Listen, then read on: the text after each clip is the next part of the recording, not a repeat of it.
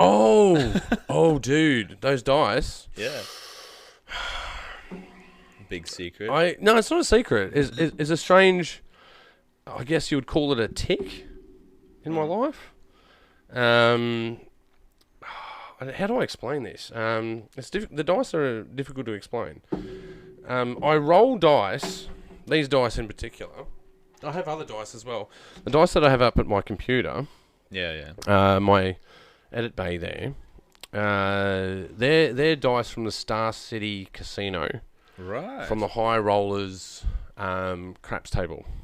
Right. So what I like about those is that millions of dollars have gone through those dice. Yeah, definitely. All right. And I have them there as a, like, I don't know why I have them there fully, but there's something about that. Yeah. I find fascinating.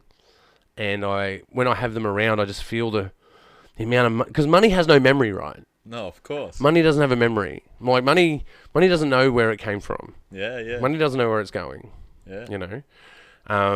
I just feel that the money that has transpired in that on the whims and gambles of high rollers, betting millions of dollars, you know, over nights, weeks, and months. Well, I guess it's the same thing as like when you go and shake like the hand of like a millionaire, you know? It's just like, you know, yeah, it doesn't mean shit. I don't know this guy, you know? Like, it doesn't mean anything to me, but you're still like, oh, yeah? No, I shook a millionaire's hand, you know? Like, awesome, you know? Like... Well, it's not so much a thing these days. Like, a millionaire is, like, pretty standard. Like, now we've got trillionaires, right? Yeah. There's trillionaires out there in the world, and billionaires, and, like, a millionaire. Shit, if you're a Sydney home owner,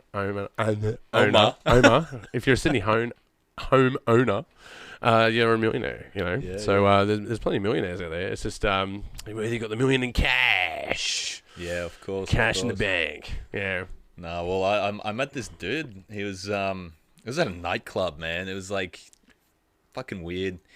Down in Sydney, Ivy actually, I think it was, right. You know how Ivy has like the swimming pool.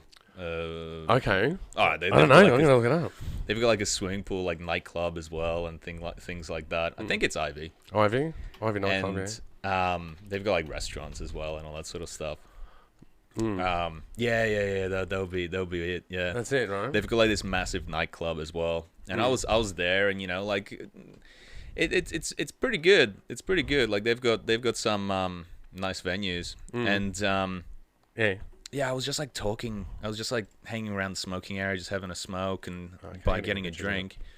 And this dude just like came up to me and we just started talking. This old guy, and he was like, we just got into this conversation and everything was great. And then he was like, "Hey man, you wanna come with? You know, well, like, I've got a private booth and all that." I'm like, "Yeah, you know, whatever." When in Rome, right? Yeah, shit. Why not? Man, I get that. It's like this. What, like. Oh, I don't know, like 70, 80-year-old man, right? With, well, you know, there was a few of them, there was like 3 or 4 of them. And like these 25-year-old girls just like hanging off their shoulders. And he just like bats one of them off that like comes up to him as like starts like hugging him and all that. Well, can I ask you a question though? Like, what were they wearing? What are these old guys wearing? Are they like fully like, oh man, you know, funked up, or like are they just like look normal? No, man. He did not look like that he had that much money. Right? Yeah, okay. He was just like a regular bloke. Casio watch sort of shit. Yeah. And he just like bets this girl off, and I'm looking at her, and I'm like, man, like, this girl is like, it's like model, right? And he just like bets her off like she's nothing, and then he just turns back to me. He's like, "Hey man, do you want this? Do you want that?" Like offering me like bottles of champagne and stuff. We get chatting, find out that this dude, like, invests in horses. So he was like, "Oh, yeah, you know, I come over here and I get, like, race horses, like, you know, stable, and I have race horses and all that sort of stuff. I do that for a while, and then I get bored and I just sell it and then move to a different state, do it again." I'm like, "Oh, yeah, just a regular Friday, you know?" Yeah, totally. Oh, man, look, I was once on a this boat in the Whitsundays. It's a bit hazy how I ended up on this boat, but I do recall being on this 20-footer, I think it was. Oh yeah. And sailboat. Nice. And there was this guy there, and I was talking to him, and he invented the pager, like the chip that goes in the pager. And that chip and the same technology went into mobile phones like Nokia's and that sort of thing back in the day. Yeah, I'm not sure right. if it's the same now, but this is definitely back in like the early 2000s. And he owned the patent on that. And Nice. he just earned passive income. And he says to me, he goes, "Oh, I make $130 million a year, just passively off the patent." I go, Damn. "Yeah, man, like holy shit." Yeah, but this was over hours, right? Like this sort of broke down. And this guy wasn't full of shit. It was his boat, and it was all really cool. But yeah, man, I just said to him jokingly, like, "Hey, man, just sling me a mill," Yeah, that's it. Yeah. As he's probably heard like 1,000 times before. Yeah. But I guess like if you were earning that, right, and if you just sling a mill to everyone that ever asked you, you wouldn't have any fucking money, would you? Well, that's it. I mean, at the same time, I always find it fascinating when like people say, "Oh, like I don't know, pick a rich guy. I don't know, Elon Musk, right?" So if Elon, I love Elon Musk. Oh, me too, man. I'm a big Elon fan. Man, same. Follow him very closely. But like Elon Musk, like if he dropped like $500,000 on the floor, there's literally no point for him to bend over and pick it up. Because he would have earned more money in that time. Exactly. Yeah. It's crazy. Well, man. there's one crazy thing that I heard actually about speaking of Elon Musk, man. Like I'm talking about Tesla, right? One of the main companies he owns, obviously, and people would perceive it as a car company, right? Right. But there's people that say that it's not actually. That's one of its attributes, but it's not actually. That's not its primary focus. Right. Like, what's the primary focus of Tesla if it's not a car company? And it's a data collection company. Because out of the cars, it's collecting all the road data, right? And it's feeding it back into the hive mechanism, the singularity of that information, man. So they're collecting all that road data that allows them to make more autonomous driving possible. Yeah. Right. So that's what it actually does. That's its actual money maker. The cars are just it's like the mobile phone, right? The phone, phone companies don't just make money off the sale of the phone. It's actually the data that it collects is worth way more than the phone. Yeah. And it's kind of like that with the future of cars. The car and the information that it collects is worth more. Because as well, you're plugged into the car and everyone plugs into the car and people's whereabouts, where they're going, and, that just ties in to what's already happened. It's just a turbo version of that, yeah. No, I find it fascinating. Actually, that actually explains what I saw recently. Sorry. It's all right, man. It's all right. You're allowed to cough. Oh, just, coughing up a lung, that's I'm on a show and I'm fucking made a cough. It's fucked. Someone bumps the mic and I'm going to cough. It's going to be fucked. No, but man, I've found out that apparently the patent, like the blueprints and all that to like Tesla, they're public property.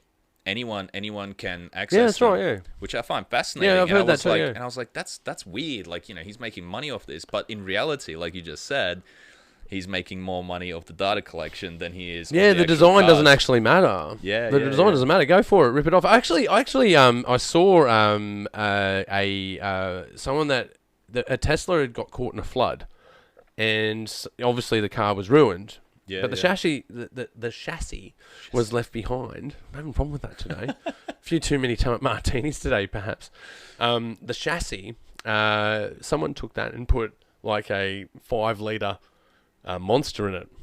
Like a twin turbo fucking, ridiculous machine to compete with a Tesla. Yeah, and I was like, what an interesting idea. Someone takes something that was taken up in a flood, which is because of enhanced, climate change, right? Because of weather patterns that are changing. But the car that got caught in the flood is a part of a design that is to combat climate change.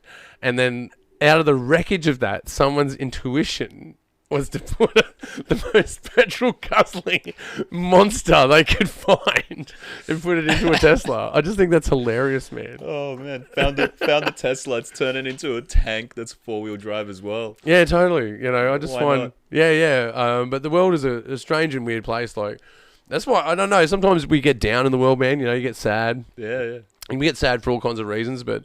Every time, there's always a moment when I get sad or depressed, and there's always a part of me that goes, the world is a weird, twisted, consumed place, and I'm just proud to be part of it. Oh, fuck yeah. You know, there's moments that you go, this is just fucked. Oh, But still, yeah. I'm still happy to be around. You know, I think that's life is just like that in strange ways. But back to these dice, right? Yeah, sorry. So these dice, I've got them right here, folks, right here. Okay, you can see the dice. There we go. I have dice on my podcast table because I walk past the table. You know, because we're talking about fate, right? You know, Yeah. and sometimes I like to walk by, and if I throw snake eyes, I know, oh shit, man, my luck's off. Right. Got to get my luck on. So I've got to roll them out until I go, no, not that one. Oh yeah, see a 4 and a 2. That's pretty good. You know that's ambiguous. Yeah. You know that's 50-50 really because it's the 3. Look, I don't really know. I read into the numbers really weird, man. But when a configuration like that, I can walk out the door. Okay. That's a leave. A 666 is definitely like, man, it's gonna be a good day. On fire. Oh, look at that, same roll again, man. It means Well, I'm hey. consistent, right? The only dice game that I know, besides the super nerdy one, D&D, is Liar's Dice. That's a super fun game. What's Liar's Dice? You don't know what Liar's Dice is? How do you spell that? Well, Do you know? Liars Liars, as in Dice, as in lies you're dice? you're lying. Lying dice. Okay. Yeah, Liar's Dice. So pretty much like the idea is that you each have. I don't remember how many. Nah, it's not that. I don't know. It's just you just use basic dice like this, Okay. right? And So just normal dice. It's just normal dice, and you have. I don't think it fully matters how many dice each person has. It's better played with more people. But pretty much but it has to be an equal amount. So we usually play with like 6 each, and you usually like you use a cup or something that you can't see into. Cozies, like canned cozies, are freaking great for this. Okay. And you put them in there and you shake it up, and then you slam it down upside down so the dice are, so you can't see into the. So you can't see into So the you close cozies, it it's so it upside stays down. in there. Yeah. And then everybody looks in, and there'll be all sorts of different numbers there, and then you go, okay, ooh, sneaky. Yeah, pretty sneaky. We're not drinking. Psst, I love you. I love you too. Yeah, and so then you look in and you go, okay, so I know that I've got 6 dice. I know you have 6 dice, and I know Bobby over there has 6 dice as well. Now, what are the chances that, like, let's say I've got 3 4s, right? So I'll say, okay, well, there's 4 4s, and the next person has to hire the stake, so they have to say either 5 4s or 4 5s, right? And it just keeps going up. Eventually, it gets to a point where you're like, nah, you can't have. I doubt that you have 6 6s between all of our dice, right? So then everybody reveals, and yeah, then you pretty much discover whether the person's a liar or not. Oh, I think I played this game before. Yeah. But you all have the individual dice underneath you. It's not like a common dice, though. No. Everybody has their own dice, and you just play like that. But everybody's dice is included in the count, right? Okay. Anyway, it's played for money, played for shots, whatever you want to do it for. But it's great fun. Great fun, especially if you've got a good group of people. Well, another combination of dice that I like is what they call the hard 8. See that one there? Two 8s, right? Sorry, 2 4s. It's called a hard 8. Good film out there called the Hard 8. Check it out. It's difficult to get. It's what I don't know. If you roll a hard 8, that means that you have really good luck in my world. Right. Yeah. Okay. Yeah. If I roll a hard 8, I'm stoked. Hard 8 with a 2, man. Hard 8 with a 2. That's going to be a super day. If you're rolling snake eyes, because it can happen to you, man. It can happen. It can totally happen. Like, snake eyes happens to us. Yeah. Like, because all your decisions are, half based on information that you know. Like, you go, okay, I'm going to go down this path because of this is what I know to be right. But fate can totally jump in and change that decision on you. Oh, hell yeah. It's 50%. 50% chance, right? So I don't know. I have this weird thing with the universe sometimes. Only in a playful sense. It's not like a belief structure that I base decisions on. Yeah, of course. But I certainly have this game that I play. I go, okay, it's gonna be a good day, and it's fun. I just have fun with myself doing it. Why not? Why not? You gotta throw yourself out there sometimes like that. But yeah, man, it's interesting, man. Jeez, I didn't take you for a slightly superstitious man. Very superstitious. Slightly? I don't know if superstitious is right. I suppose it is, but it's kind of like, I don't know, when there's a good sky, like when there's a good moon and the stars are in the, I don't mean like in an astrology sort of sense. Like I mean when you actually look up at the sky, because I photograph the sky. Yeah. And I look at deep space objects. I enjoy this as a hobby. But when you just walk out and the clouds aren't there and the sky is out, you go, man, this is a good night. You know what I mean? Like everyone says that. They always had, it's a nice night or it's a good night. And I don't know, it's the same sort of connotation when it's raining and it's cloudy outside. You just want to sit inside and watch a movie. Like that's the mood that is set by your environment. And that environment is totally random alike. Yeah. Like it's not, like, you can, I suppose you can, you can dress for the season, right? You can go, well, it's winter, so I'm going to dress for the winter. Your strategy will change. Yeah, of course. Based on the season. So I think there's definitely a grey area between the changing of season and changing of your strategy and looking at the stars and looking at your inner self and seeing how you align with that. Even in an aesthetic sense. Like I go, well, the moon's at a half at the moment and it's sitting right next to, Jupiter. And you go, man, that looks fucking cool, man. Even that aesthetic appreciation is enough to change my day. Yeah, no, I do agree. Like there's nothing better than when you're like driving or walking through the street, and it's just a mint day, and you're just having a really shit one. And then you just like look up at the sky, you just look around yourself, you see like a nice flower or something, I don't know, and oh man, you just mixed it with another one. It'll be fine. It'll be fine. You animal. You'll be fine. Thank you, though. But yeah, man. There's only a little bit in the bottom, man. You've been harsh on me, bro. You've been harsh on me. You've been harsh on you. Who else is going to be harsh on you? Your lovely wife? Yeah, no. Sometimes she is harsh on me, but sometimes we need harshness in life. You enjoy it. Let's be honest. I'm equally. I'm back on me. Good.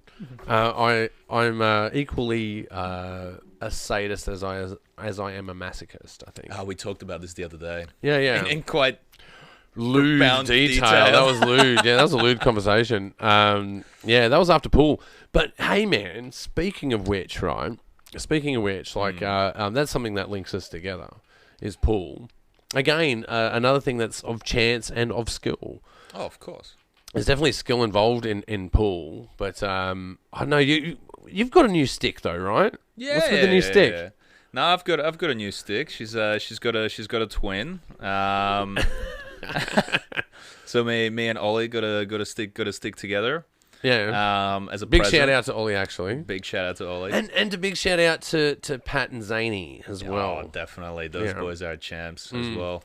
Yeah, man. But yeah, we got Pool this, sharks are fucking Penrith, bro. Oh, dude, major, especially when you join them. I don't know. Zany's pretty good. Zany's. I don't play Zane. He just wipes me every single time. Dude, he's an incredible player. I saw him turn into an incredible player, man. Like when I first started playing him, he was he was a good he had talent. But there was this moment that changed in him where he was just like fucking sharp as attack. Yeah, totally. No, I love seeing that. I've played a few sports in my life, and I've been in positions where I've trained people. Like when I was chefing, and it's amazing. Like it's an amazing concept when you're teaching someone, and they know how to do it, they get it, all this sort of stuff, and then all of a sudden one day, and you can't explain it, but one day. You just like looking at them, and it just fucking clicks. Yeah, the transition. You can just see it in them. Just like today, who knows? They got up on the right side of the bed, they put the correct socks on. Who cares? But it just clicks, and it's like the most beautiful. Oh, it's worked with me in moment. many arenas, man. Especially with editors and people that I've taught to do creative things. Yeah. You know, from news reading to voiceover work to editing. There's people that I've given a leg up to go, right, this is the components of these things. If you take those components, then that will teach you to be self-reliant in teaching yourself in this discipline. Yeah. Right? Yeah. And there's there's two transfer points. There's the transfer point where they get it, which is great because then they go, well, now you're equal. Yeah. There's also the point of superseding as well, where they overtake you in other arenas, right? So that because like you got to understand, like when you I guess it happens when you're about 25. Happens when you're about 25, right? Like you have the same brain that you go through with everything. Oh, and your brain changes after that? Body changes, brain pretty much stays the same from 25, 27.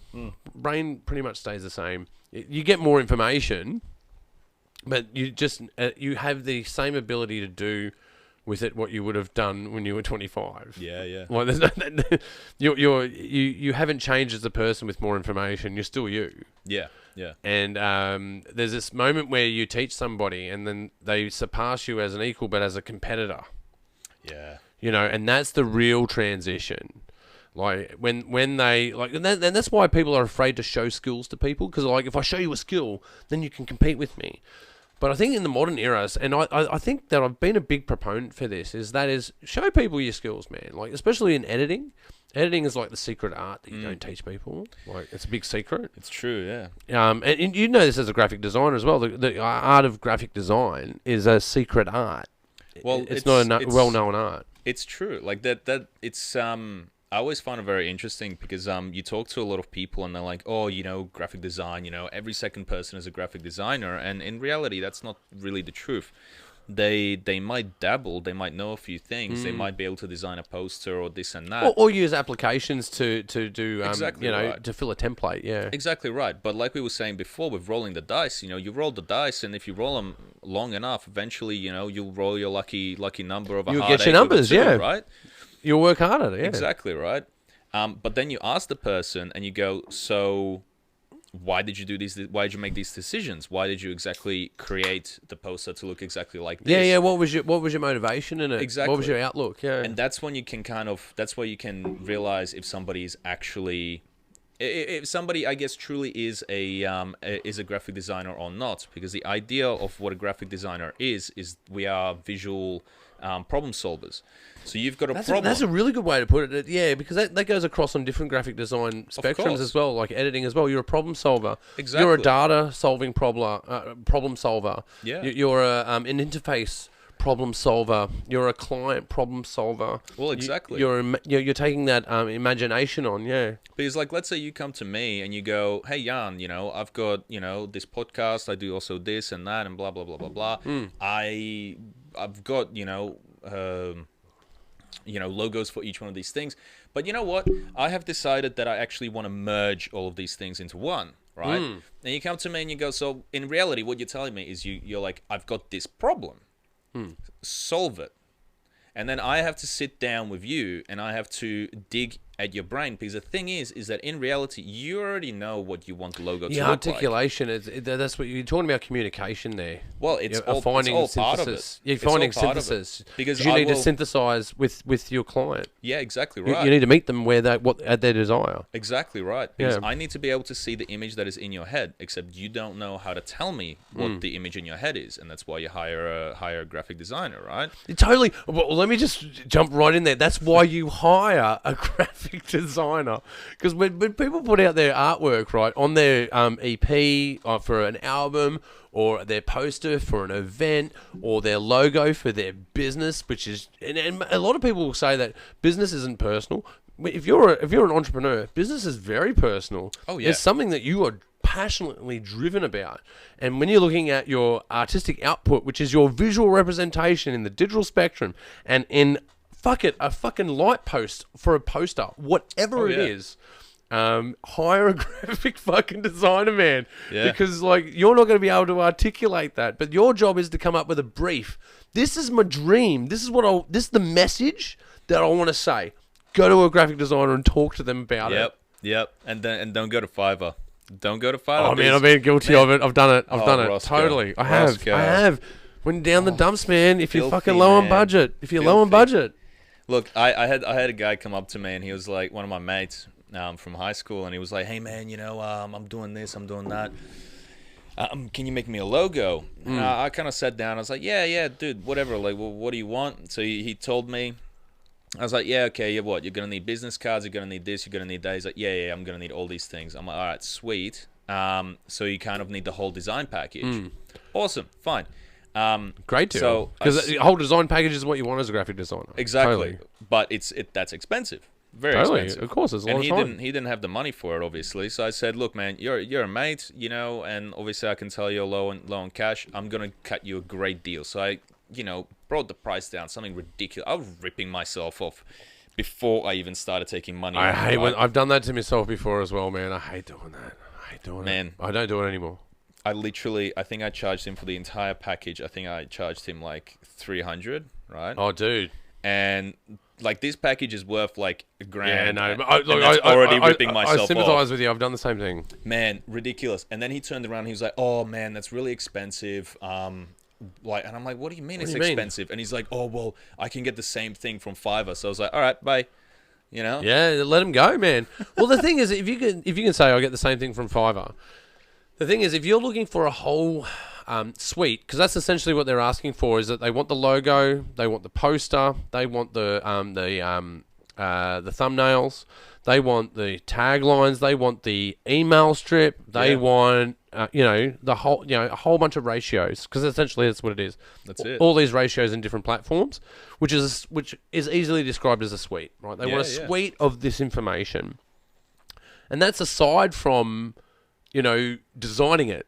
That's aside from the graphic, intellectual design of that, which takes a lot of time, experience, money But to learn. right now we're talking about the obvious stuff. Yeah, but The thing. but how much? This is what I say to them though. This is what I say to the client like that. I go, okay, so how much is your product worth? Like, because just say they're selling a pillow, right? Yeah, right. Selling this pillow. And you go, how much is that product worth? Like, what do you plan to sell it for, and how much money do you plan to make out of it? They go, oh, I want to make $1 million. And I go, well, you don't want to pay me more than $500 for this job to make $1 million. Yeah, exactly right. That's the perspective that we're talking about here. Like, if you don't invest in the suite of information that you want, and it comes into like video design as well, it comes into performance design. Yeah. And they're all, especially all the intersections of those things as well. Even sound design comes into it. Yeah, definitely. What is the soundscape of your product? Yeah. These things come into it. If you're not prepared to invest in that with artists that are going to do it properly. Yeah. Because I have a lot of clients that go, this is one thing they'll say, they go, I've got an iPhone, I've got a camera in my phone, I can shoot it myself. Then do it. Then go and, why are we talking to me? Why are you talking to me for, man? That's it. Why are we having the conversation if you can do it? Because obviously there's a deficiency and you've outsourced, and now we're negotiating a price. And a part of your negotiating process is to tell me that you could do it yourself. Yeah, that's it. But But Fiverr, I get it. But we're still talking just about the tip of the iceberg. Like in reality, the biggest grunt work of designing for somebody else is that you actually have to do pretty much a background check on that person's industry. So you got to do the research. Yeah, if totally. somebody comes up to me, it's like, oh hey, I make and sell cameras. Can you make me a logo? I go, oh. Jeez. Oh, Jesus. Oh. I get you. I get everyone all the time. A little bit gassy there, eh? Oh, man, look, I told you earlier, I got a head start on you. I was playing golf today, man. Right. I was playing golf with the old man. Like, that's always well, I'm trying to catch intense. up. That's why I'm gassy now, Had a few martinis with the wife, man. Shit, man. Oh, good. Yeah. Howl into the neighborhood. They always love that. They always love that. Yeah.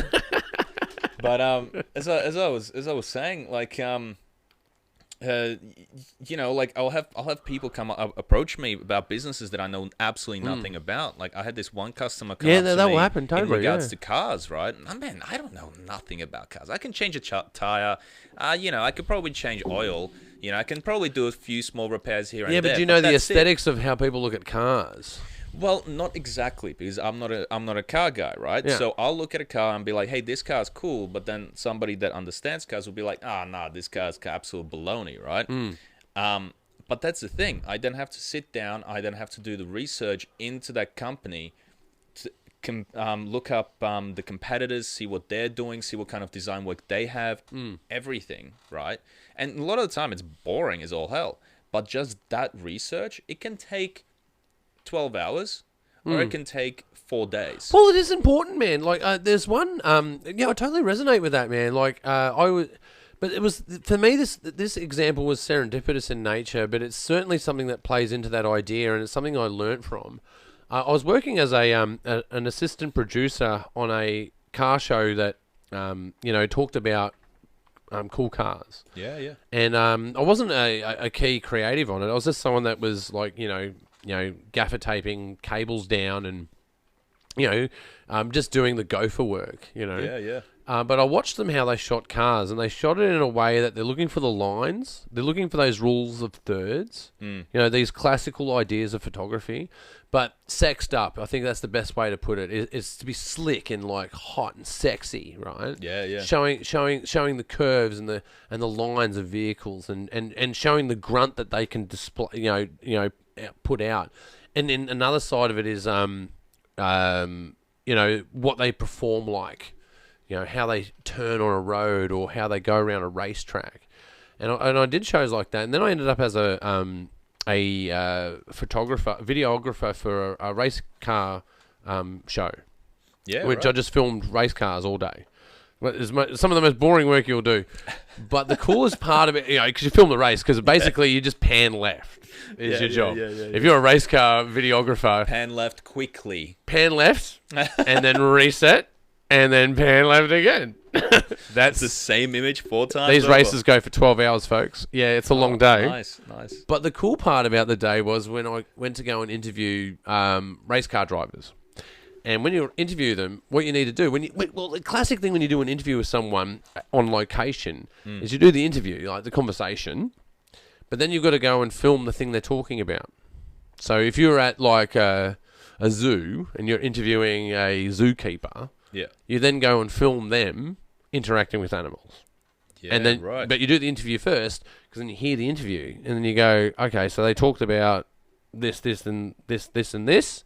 So I need to go and film that so I can cut that video. Yeah, right. Because they're going to say, they're going to go, oh, can I do this take again? Sorry, look, I screwed that up. Let me start again. You're going to have all of those pieces, right? So you've got to cut all that out. But to mask it, you've got to put the overlay. Yeah. So when I shot overlay for cars, is you go and shoot a race car driver's car. Yeah. So you go, well, how do I shoot this fucking car? I go, well, I shoot the headlight, I shoot the mags, and you go, oh no, I should do a glide shot across the car. So should we do a video of me like drawing or something so you can when you're cutting things out. Dude, it works. Dude, it works. Like that's a fantastic example actually, because like if you look at short form content of people drawing, right? There's people that draw like the ones that I've been seeing lately are the ones that they go, here's the picture that I drew when I was 7.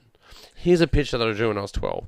Here's a picture that I drew when I was 15. Here's a picture that I drew when I was 30. Yeah. And you can see the progression of them developing as an artist. So there is value in shooting the lines and shooting the development of that. I guess that goes back to my point, though. That goes back to shooting vehicles and that idea of research and understanding the foundations of what you're doing as a graphic designer. Like, if you have an understanding of how to shoot cars, you're going to be a better graphic designer. If you go and watch content of cars, you're going to go, okay, this is how they look at these things, and then you can get the lines, the angles, the frames of what they do. Yeah, well, I actually, when I was actually studying, so I actually studied graphic design and illustration. Mm-hmm. So I'm actually an illustrator and a graphic designer as well. Okay. Became an illustrator first, then realized that there's no money in it. Because unless you're tip of the iceberg like John Howe. Yeah, look, the crushing defeat of any arts degree, man. Yeah, that's it. That's it. But I was lucky enough. I actually got to get in touch with.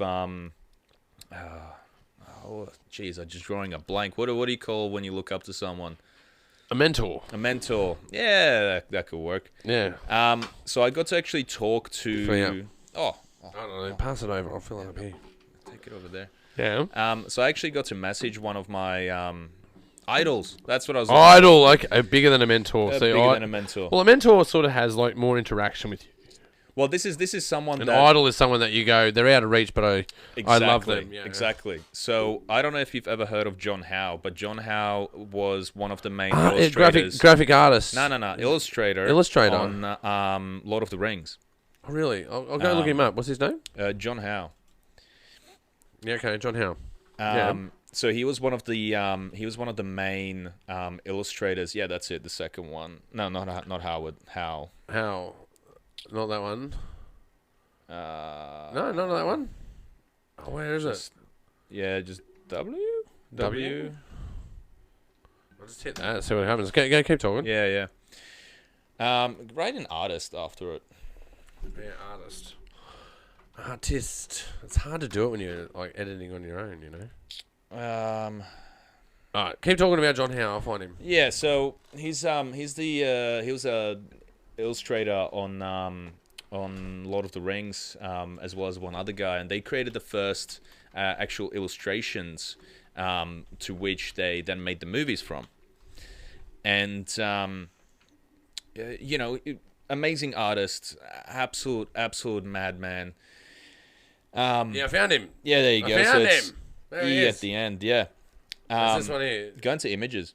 Images. Here we go. Hold on, let me get that one.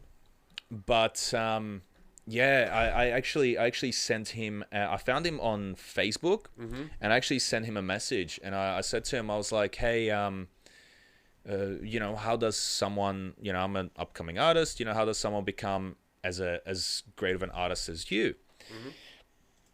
And he said a little bit of faff here and there, but the main thing that he said was, yeah, that's it. That's it. We'll put that in the line. Here we go. I found it. Finally. He said, you got to look at the world in a way to understand it, or in a way to want to understand it. So, in other words, if you want to be able to draw a clock, you'll draw it better if you know how it functions and how it works and how it moves. He's perfected how to draw armor and things like that. Now he can draw armor. Yeah, he certainly did a great job of that, actually. Yeah, totally. Yeah. So his idea behind all that is he was like, do you need a degree, or do you need to understand how something functions? And if you need to know how something functions or how something works, or if you're just fascinated about something, then go to university. You want to learn about biology. Do you need a degree in biology? No, go to university, go, sit in a class and just listen for free. Like, you're only paying for the degree, really. Well, obviously, you're paying for the piece of paper, yeah. These days it's a bit different, they probably wouldn't let you in. Oh, dude, look, no, seriously. Serious as a heart attack, man. Serious as a heart attack. When I was in year 12, in fact, year 10 to year 12, I used to wag school to go to the local university to go do chemistry lessons and do... Oh, hell yeah. Yeah, man. I got in a lot of trouble at one point because I got assaulted when I was leaving the university. And then I got taken by the police because they thought I wasn't part of the assault, but I wasn't. I was a victim of the assault. And then my mother had to come and pick me up, and she's like, "What the fuck are you doing here?" I was getting a higher education. What do you want from me? Yeah, but what mother's going to fucking believe you? They go, "Well, I was actually going to the university to do carbon chemistry," and no one's going to believe that. But that was the truth. Yeah. But that's exactly it. I was fascinated. He even replied. He didn't really say too much. What he said was interesting, but he replied. But as they say, don't meet your heroes, right? Yeah, well, that's it. It's great to have idols like that, though. Like, there's people that I've idolized before that have been really helpful to me. Me? Oh yeah, totally. I think I know this is going to sound really corny, but I really like Arnold Schwarzenegger. I really like Arnold. Yeah. He's got a good fucking ethos, man. Like he's done like the leaps and bounds that man did. Like I think Bill Burr, was it Bill Burr? Yeah, Bill Burr put it best. Like he goes and does weights for a living. Yeah. Yeah. Becomes a superstar at doing weights. Like I do weights, no one gives a fuck. Yeah, right? that's it. Yeah, that's it. And everyone works out, no one gives a shit. And and then he goes, well, I'm going to be in American movies, even though in a period of time where having an accent is just not applicable. And fuck it, I'll just become I'll just go into politics now. Like why not? Yeah, I'm gonna fucking get into politics and be a part of aristocratic civilization in America. Dude's gone a long way, and I just think he's done it with a lot of tongue in cheek. I think like a good example is I saw a clip of him on the set of Predator with Jesse Ventura, right? Yeah, right. Right. And he told the seamstress to lie about his bicep size, right? So then when the seamstress went to Jesse Ventura, they said, "Oh, your arm's bigger than Arnold Schwarzenegger, because Arnold Schwarzenegger was at 42 and you're at like 45 there, Yeah. It's a different deal." And so then they went to dinner, and then Jesse Ventura goes, "I bet you that my bicep is bigger than yours, Arnie." And Arnie goes, "I'll tell you what, man. When we finish this movie, bottle of champagne at the after party, and it has to be high class, is on you." Jesse Ventura goes, "Yeah, fuck yeah, all right, I'm in, bro." Anyway, weighs it up. Obviously, Arnold Schwarzenegger won. But Jesse Ventura at the time didn't know that, he had him on it. But once he bought the bottle of champagne. What a cheeky bastard. Yeah, but because he buys the bottle, right? And then goes, "Fuck, no, I fucking swindled you, bro." Yeah, that's it. That's the best way, man. But he's one of my heroes. He really is. I really dig that guy. Nah, he's good, man. Like he came from absolutely nothing. Like he Totally. literally, like when you hear about like his story, he literally came to America with like just the clothes on his back, and that was pretty much it. Totally. A few dollars in his pocket, if even that. And he just, look, now he's in Arnold politics. fucking Schwarzenegger. Yeah, exactly. Everyone knows his name. He's the fucking Terminator, bro. Fucking Terminator. He killed the fucking Predator. Oh, by hiding in mud. Yeah. Look, I know he went to crying lessons and shit like that, but you can get past that. Crying lessons? Really? What's a crying lesson? I know my wife would say this a lot. I'm gonna lean on her on this one, but no, I. You go somewhere, they teach you how to well, cry? acting lessons, right? So you go do acting lessons. You got to go. No, this is how I get emotional. This is me crying on cue. Right. Because all actors have got to do it, right? Yeah. So geez. I know, as Arnold Schwarzenegger ever gone and like I've got to cry in this fucking acting lesson.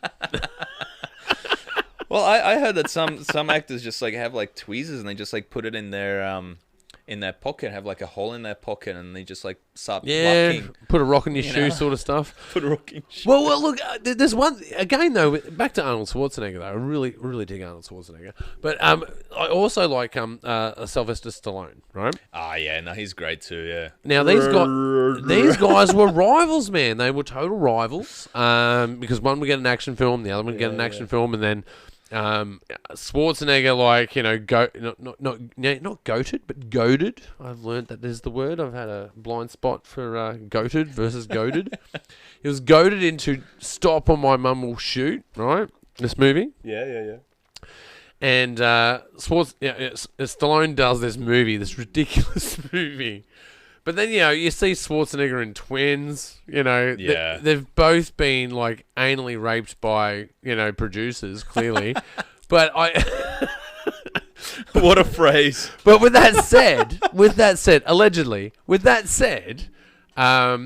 thing that I like about those two guys is that at the end of their careers, when they were doing the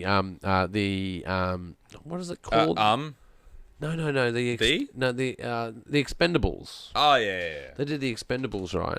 And they came together, and they were like, we were rivals for such a long time, but like you're a cool dude, and I'm a cool dude, and they were just cool dudes. Now they're friends, man. I really dig that because like some like strong friendships come out of competitiveness. You know. Oh, look, most definitely. You know, like I've realized over the years. I mean, I'm not that old, but I've experienced a few things here and there. And you look old to me, bro. Oh, fucking 80 right here, right? Nah, what I actually realized is that it's actually better to keep your competitors closer to you. And, enemies closer sort of deal. Well, not necessarily enemies, like there's enemies, right? And then there's rivals, right? Now I don't know, like I wouldn't. It sounds very NATO. Look, man. Look, let's not bring NATO up, all right? It just sounds very NATO. Let's not bring I'm NATO just saying up. It sounds NATO, bro. Yeah. Oh, yeah. There's enemies, and then there's enemies. There's enemies and there's enemies. And there's allies, and then there's allies. Yeah, but is a rival. There's real estate agents, and there's real estate agents. Don't get me started, real estate agents. But, man, like, your rival isn't your enemy. This is something that I've realized. It's interesting. That's true. Because, I don't know if it's true, but that's interesting. Because your rival isn't somebody that you hate. It's somebody that you might dislike because you feel like they're better than you. I don't know the name of these two artists, unfortunately. Well, there's been people that I love that I hate. But there you go. But they're not necessarily your rivals, right? No, not at all. But they're actually a these... supporter and an enemy at the same time. Well, yeah, it's happened. Oh, what are you talking about? Your wife? No, not at all. No? She's a man. She's a comrade. My wife is a comrade. She's It's just the way you phrase that, Oh no, I mean it. I mean it. Like I've had friendships that have been quite volatile, that at times have been at ends, that have turned out to be beautiful situations.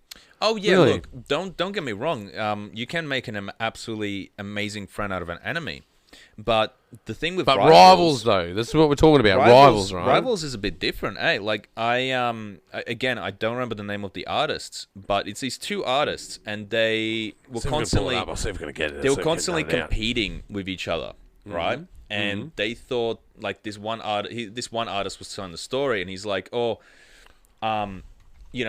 I would create some merch, and then he would create some merch, and then I would I think that he'd be selling more than me, and like petty shit like that. They constantly competing to the point where he started hating him because he thought that he was better, but he looked up to him at the same time, right? And it wouldn't be. It's not old. Like this is modern day rivals. Oh no, but I've like pulled it up though. I thought I'd see what I can get. Like I've got. Oh, here we go. Oh like, yeah. Oh, do you want to go? Man, I'm sorry to pull you off. Do you want to go on a rabbit hole? Let's do a rabbit hole. Oh, you want to do a rabbit hole with me? All right. Well, let me just pull this up. I have no idea what's going to come out of this, so I'm going in, folks. I do love Leonardo da Vinci. Okay, so Leonardo da Vinci and Michelangelo. We're fucking rivals, bro. I mean, I'm not surprised because you go to one church, it's painted by Leonardo. I always get them confused. I totally get these guys confused all the time. Leonardo da Vinci and Michelangelo brought up similar artistic. Fucking man, that was a long time ago. 1504. But come on, Leonardo was better. You reckon? He's was a Leonardo scientist, was he the helicopter? Yeah. Right, That's Leonardo. Oh, hold on. Oh, jeez. Pull it back. Oh, wow. That's a bit graphic, isn't it? Nice. Let's zoom in on that. Jesus. That's an angel, apparently. An angel's penis. Yeah. You've seen it here Jesus first, folks. Fucking Christ.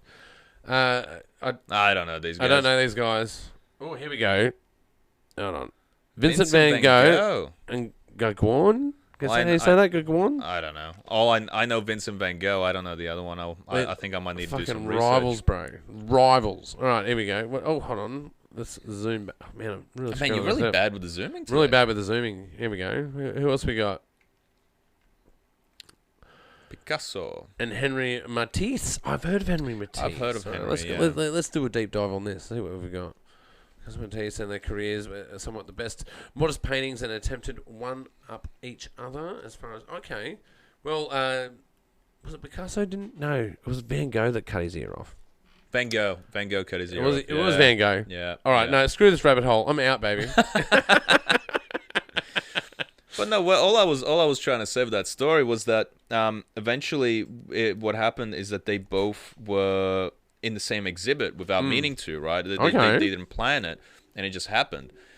And they get there, and one of the artists was just like, you know what, fuck it. And he walked up to him. He's like, look, man, I kind of hate you because I think that you're better than me. You've secretly been my rival. I've looked up to you, but you've just been beating me at every turn, and it's pissing me off, and blah, blah, blah. Anyway, the other artist is kind of standing there and looks at him and goes, you know what?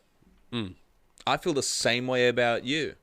They ended up walking away as buddies, right? Yeah, okay. But they were rivals for a really long time. But because they were rivals, it kept pushing them to do better and better and better and better in their field. Yeah. And eventually, once they met at the top, they realized that they didn't need to compete, you know? So I don't think because they were the rivals is a same, bad though. thing. Yeah, because they're the same Exactly. thing, right? Because if you're a rival in that in any endeavor that you're excelling at, that means that you're alone. You're pretty much on, like, a lot of people aspire to be leaders, right? Everyone wants to be a leader. Like, you get out of university, get out of high school, you want to be a CEO of a company, you want to be Mark Zuckerberg, you want to own Facebook, right? But you got to understand, as a leader, there's no vision in front of you. You are creating the vision, and you're enrolling people to come along with you. That's it. You are blind as a leader. And now you see. You never see. Yeah, but you have to imagine what is possible, and you have to manifest that and enroll, because there's not many people that can do it alone. There's people that have done it. Don't get me wrong, but if you look across the whole spectrum of endeavor of what people do and what they don't, there is certainly a scenario where cooperation is required. Oh, yeah. You need to get people to follow your vision, and everyone wants to be a leader, but not everyone can be a leader. But here's the thing.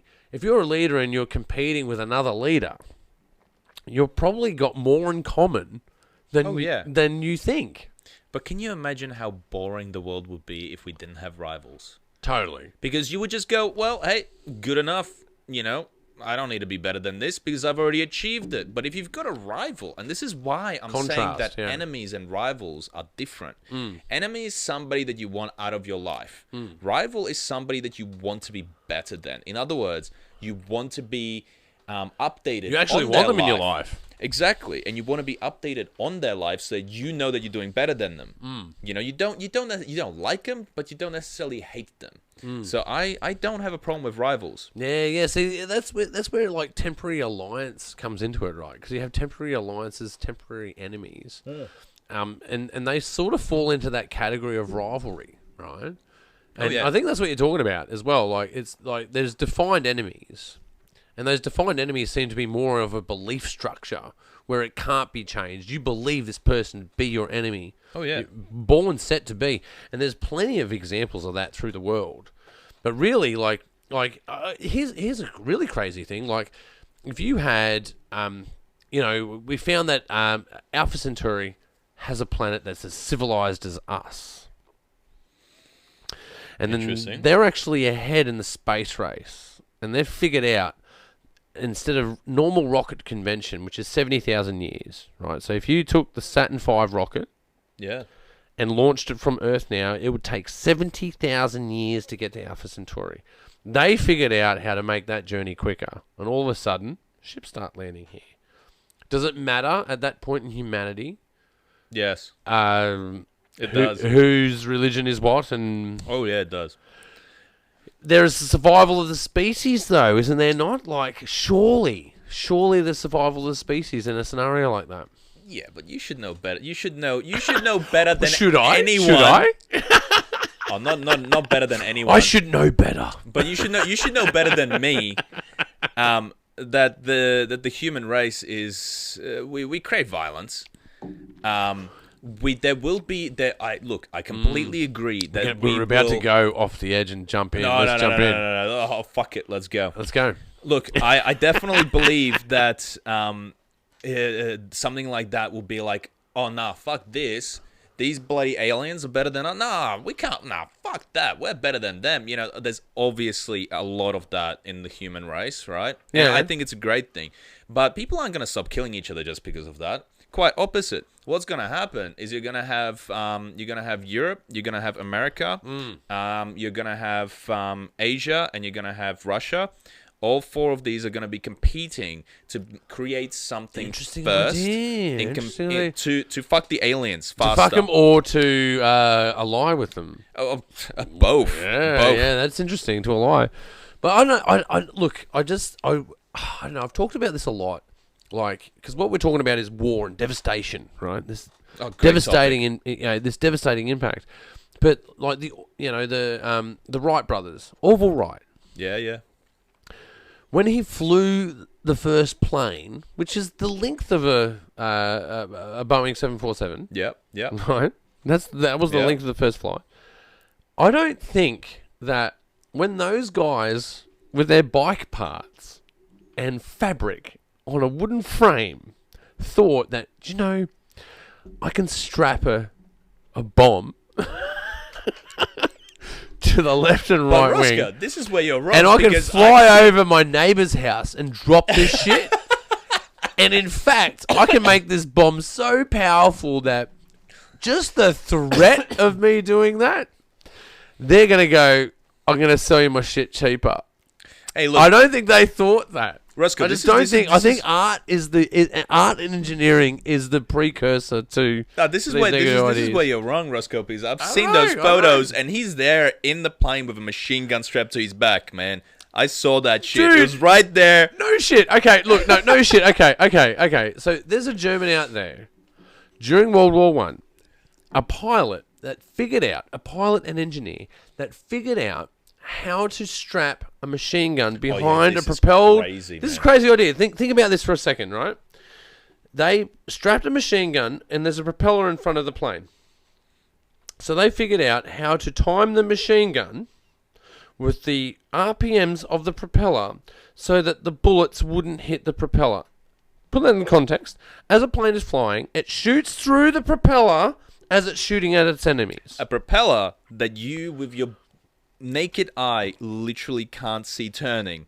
It literally is invisible to you, and somehow it shoots in between. It requires a strong sense of engineering and mathematics to achieve something like that. Mind you, though, a lot of the time it failed.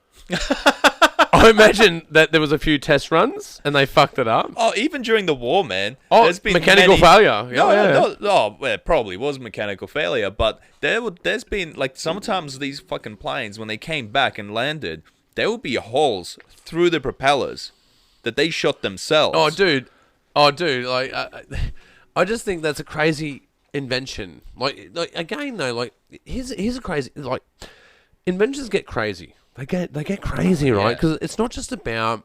This is what the other thing that I really resonate with. It's not just about the strongest will survive or the strongest will evolve. No, it's the craziest. It's more about the agile. Those that can pivot and adapt. The most adaptable are the ones that are most surviving. Like, we talk about extinction events in, during the human race. Yeah. Pre the human race. Like, do you know how many dinosaurs have roamed this earth in the 300 million years that they were here? Like, I think there's like 6 versions of the T-Rex, right? Oh, I didn't know there was 6 versions of T-Rex. Yeah, like, because it evolved. The T-Rex evolved over millions of years. There's different versions of it. Huh. But during the evolution of the T-Rex, millions of other versions of different dinosaurs had come and gone. Yeah. You think about the shark, right? Shark is apex predator. Yeah. Doesn't change much because its system is perfect. Yeah. Crocodile. How can you change perfection? It doesn't need to evolve. It's an apex predator. But there's been, like, if you go from the apex down to the jellyfish, right? Which is another spinny thing. I'm pretty sure they've been around longer than most things. But, just for the context of the conversation. Well, no, I think... let me go down another rabbit hole with you. I'm pretty sure the jellyfish, like, can turn into a plant, and the plant turns into an animal. I need to look that up. Oh, I think you smoked a little bit too much there. No, I'm pretty sure that's the thing, man. They turn into, like, they don't really know, but the thing that they're up to at the moment is that it's a fucking plant. How much did you drink today, No, I'm serious. It's a fucking heart attack, bro. Jellyfish reproduction. I need to look it up. Let me fucking, Jellyfish reproduction. Yeah, I'll fucking find All right, it. Let's go. All right, let me flick to you. Give me a chat while I'm looking it up. Oh shit. Well, hey, just to sort of go back a little bit. Yeah.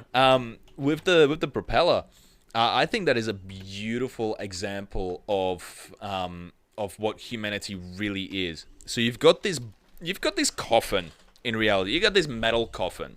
Mm-hmm. The only thing keeping it going forward is this propeller at the front. It's not keeping it, floating, because obviously the wing. If you get rid of the propeller, you can still float down with the wings and all that sort of shit, whatever.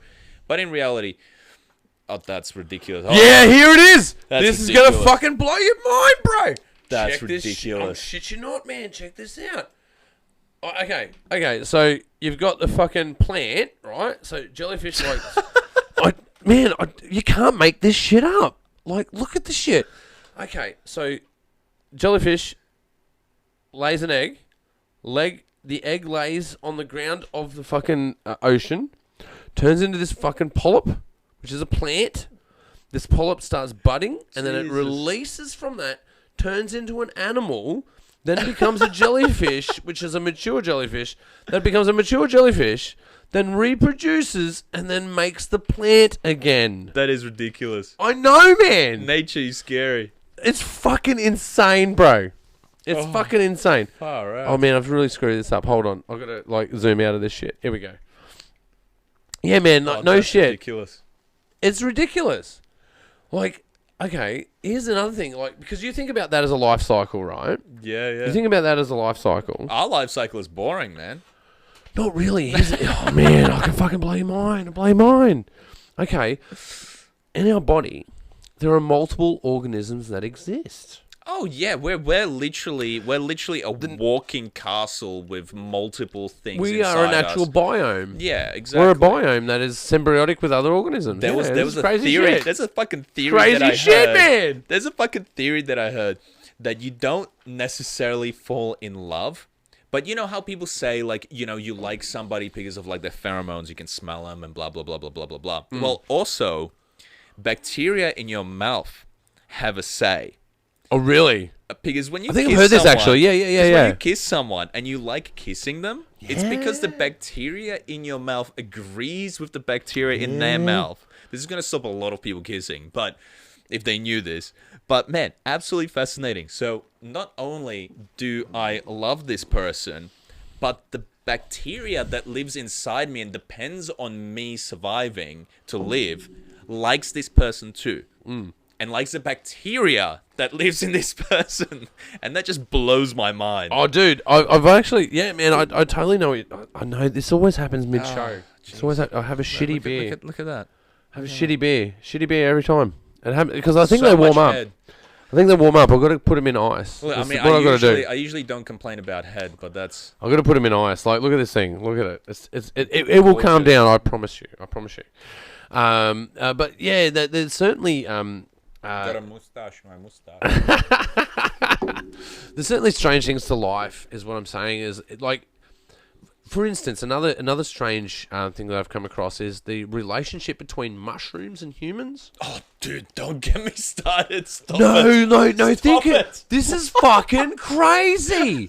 This is fucking crazy shit, bro. Oh, shit. The mushroom is the closest linked ancestor in the plant kingdom to humans. Did you know this? I did. But did you also know that This is crazy. There's actually a theory that the reason why we became intellectual is because the monkeys that came down from the trees ate fucking mushrooms, and that is why we became intellectual. Which is why when you eat mushrooms, like the psychedelic ones, obviously we're not talking about well, there's other ones as well. It's just not psychedelic. There's also other mind expanding ones. There are. It's just not about hallucinogenics. Yeah. Oh, yeah. Don't. Oh, no, do dude, no, please. Because if you think this is crazy, this is where, a lot of pharmacology out of mushrooms and why drugs for humans work. Like, for instance, this is crazy. We're talking about the war before and about war advancement in technology, right? Yeah. Penicillin. Oh, yeah. Penicillin is something that happened in World War II. And, okay, this is where you want to get spun out? You want to spin out, let's bro? go. Let's go. Dude, okay. So the guys that did penicillin were on the Allied forces. The Germans and the Russians... Oh, sorry. Not the Russians. They were part of the Allied forces. The Germans and the Italians, didn't have penicillin. Yeah. So No. so their casualty rate was higher than Allied forces. So when those two heads butt, and then you have the reinstitution of soldiers that have healed, so their re-recruitment was higher. So they could put more people in the field than the opposition, right? Yeah, yeah. There was people that invented penicillin that realized the value of that. Because that was the value that is beyond money.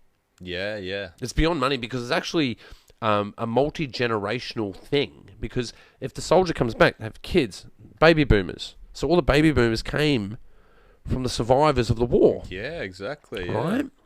So this is a multi-generational idea. And and they knew it. They knew it.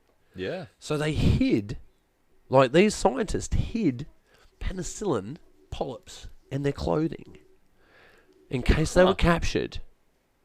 And if they were captured, they'd just wear the same clothes, get out of the circulation, and be able to re-deliver the original penicillin. This is where it gets trippy, bro. Huh. This is where it gets really trippy. The original penicillin from the first experiment is the actual penicillin polyp that it originated from. Wow. It's not a replication. It's from the origin. Jeez, man. That's fucking intense. You think about that. There's millions of people. Yeah, There's millions of people that are... Here we are today. Especially on the spectrum of where me and you sit, right? Yeah. From our genetic origins. Of course, yeah. You think about that. All of that came from people that were like... Die hard. Like... We will win... Yeah. At all costs. No, that's it. Even when we lose, I'm still offering an opportunity to win. Yeah. No, that's it. That's what you call foresight. That is foresight. And I got goosebumps thinking about it. Because you've got these people that are also code breakers. You've got people that, like, you understand, like, here's another really thing that spun me out. You know, the Apple, right? I'm a big Apple proponent. Love Apple products. No, I hate Apple. Yes. You either hate it or you love it, right? You hate it or you love it. No, But I'm an Android. I'm Android. I love Apple, right? But the guy that invented code, right? That broke the Enigma, Yeah. that came up with computing, Yeah. the basic 100011, the guy that came up with that committed suicide by putting cyanide in an apple and eating it. Oh, wow. So that's why it's a bitten apple. That's what they say. Oh, nah, man. Nah. And the reason that he committed suicide interesting. was because of his gender. Because of his gender. Gender issues, because he was gay and he had issues. Oh, right. Yeah. Right. So that's they tried to reprogram him, honestly, and they did these horrible things to him. Yeah. Honestly, man, I reckon that society has gone backwards. I mean, now we're sort of getting back into, you know, where we were fucking thousands of, you know, hundreds, this is where it gets interesting. 1,000 years ago. How many thousand? How many thousand? Look. Honestly, I think that the Romans, Greeks, So you're going Vikings, we're talking 5,000 years in there. yeah, I'm talking like before Christ, yeah. Okay. Or like just before Christ, or around that time. I feel like they had it right. Anyway, but anywhere before the medieval time, right? Okay. The reason why I say that is because when you actually, I mean, obviously we only know the history that we have, you know, found from, you know, scribbles and this and that. We don't know if it's really true. That's written history. That's the written history that we have. We have these biblical texts that obviously point us towards our understanding of humanity. Like, you know, Ten Commandments, a great example. Buddhism, great example. Of course. Judaism, great example. Even people would argue, but the same with Muslims, man. They don't. Yeah, you know, like, if you look to the center of their religion, it's about peace, man. Oh yeah. I think you're hard pressed. Even the Satanics, man, will Oh, find they're pro people, really. Then they're not. you'll still find the idea of perpetuation of the humankind. But there's certainly been I don't know. There's been events that I look at it as someone that is. I'm very geological in mind, right? Like I look at rock formations. I look at how things are made. Like a big shout out. I hope he's still alive. Mr. Reed, who was my geology teacher. Mr. Reed. Yeah, man. I think I was in the top 10 of the 260 candidates for geology when I was in the 90s as a year 12 student. It's only 260 people that studied geology when I went through year 12. Right. Out of the whole state. What school? Ed's High School. No, which high school? Ed's High. Oh. Ed's High, rough part of town. But look, my point is that it gave me something. And the something that it gave me was about looking at the smallest bit of evidence to point out the bigger picture. Like a lot of people look at geology as a way to find oil.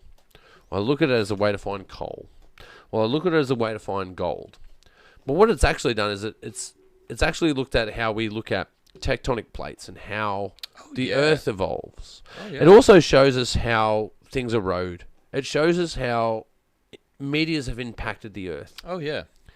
And there's evidence that totally points towards, and and I've looked at this a lot, man, in a lot of detail. Like astronomy and geology really turned me on.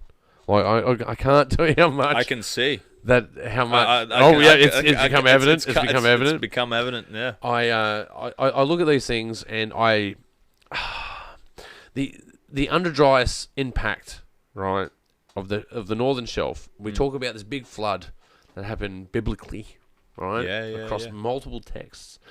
And like you got to understand, man, like when you're looking at texts from 1700 years ago, which of the story of Jesus Christ that happened 300 years before that. Yeah. Which coincides with a lot of other deities of rebirth and resurrection. And a lot of other holidays. Yeah, it certainly does. And a lot of it's about rebirth and death, right? And it's about the changing of seasons. Hence, the sun, the sun rises and sets, but the sun is what's given to us as our saviour. Of course. And the sun is what makes crops grow. That's right. The sun stops 3 days in the sky and then it goes back across again, so it's resurrected. Yeah. You can look at the the astrological, let me be really direct, not astrology, astrological events that coincide. In fact, the following of the Three Kings is about a falling star. It is all based upon the point of where the Earth is in the universe at that time. No, that's it. And I mean, look, I definitely, I don't want to insult anyone. Religion definitely has its place. Totally, man. I love the Catholics, man. Peace be with you. Yeah, I love you. It. Look, what's wrong with that? Honestly, religion has the its child has rape its is a bit too much, but yeah, that's a little bit, touchy feely, I guess. Too much, not enough. Too much. Not enough. But look, at the same time, like I feel like if you're following religion blindly to the point where you ignore science, it's kind of the fact of like why can't somebody that's heavily religious be a scientist? They can. Who gives a fuck? You don't believe in evolution? Cool, but that's you got can to be still, point, Jan. That's got to be point, man. Like you can't take the last 400 years of scientific dialogue and incorporate it with texts that were written 2,000 years ago, exactly, which are based upon texts that are on travelled mouth of 300 years. Yeah, that's those two things aren't comparable. It's like saying this push bike is way better than the Mercedes, man. But you do know what religion does absolutely beautifully. It stops us from fearing death. Death is one of the biggest things that stops a lot of people in their tracks. When death was more prevalent, right? And what are you going to say to a child that's lost their parents? Are you going to say that worms are eating your parents? And and nothing means nothing. But what you'd say to that kid is like, hey man, they're looking down on you. You know, But now we're talking nurture over nature. You know. Yeah, I know, but and also we're talking culturally because I know that for instance, where I came from. Oh, jeez, that was a big one. Nice that was a big sound. one. Hold it there. Culturally, where you come from, we're gonna go for a piss. All right. Do you want a dart break? I want a dart break. Josh Brolin. We were fucking deep in religion, man. Man, nah. Let's. This is the true religion right here, guys. Right here. Yeah, totally. Yeah, we were deep in religion. Oh, look, let me just say this one thing about religion, though. Before a point. Yeah, I know. Look, let me just exit with this. Do it.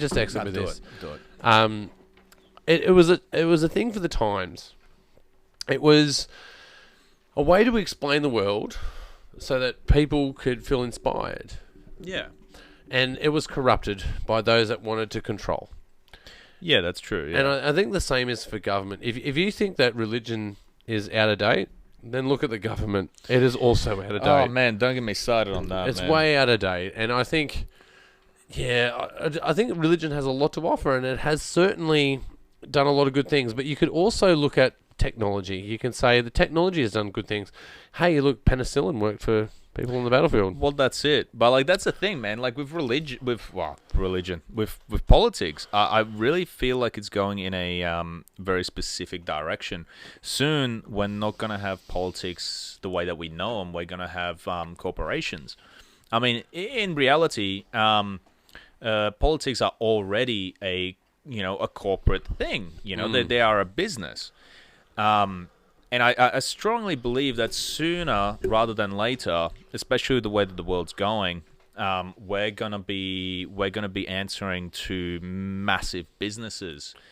I think we're already doing that, really. But more publicly, right? So if you look at for instance, one of my favorite subgenres in art, which is cyberpunk, right? Also, in my opinion, a good game. A lot of people will disagree with me. Love cyberpunk.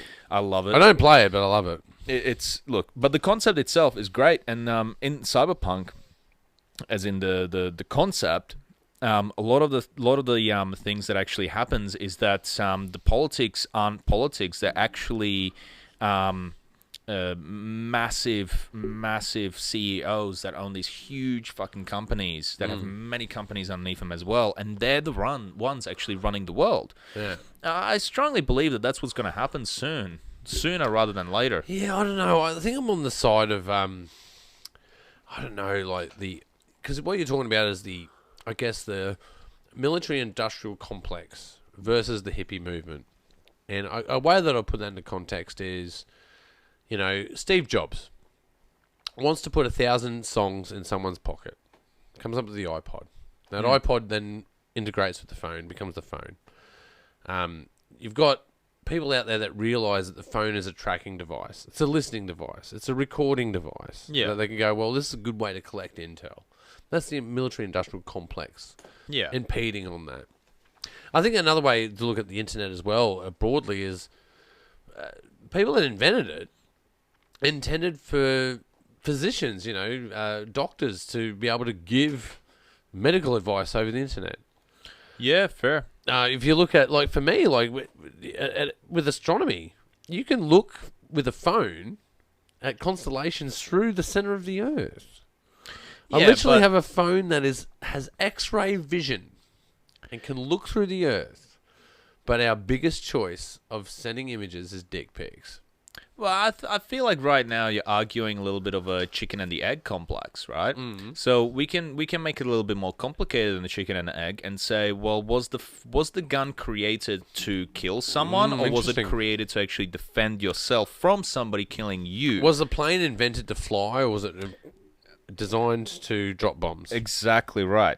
Chicken and the egg. What came first? Well, I think the art came first. That's what I think. Art definitely came first. I think Picasso was around before camouflage. But with something more, I feel like the plane has more things that it can do. But a gun, it can only do sort of one thing, right? Yeah, it's a destructor. It just you pull the trigger and it shoots, right?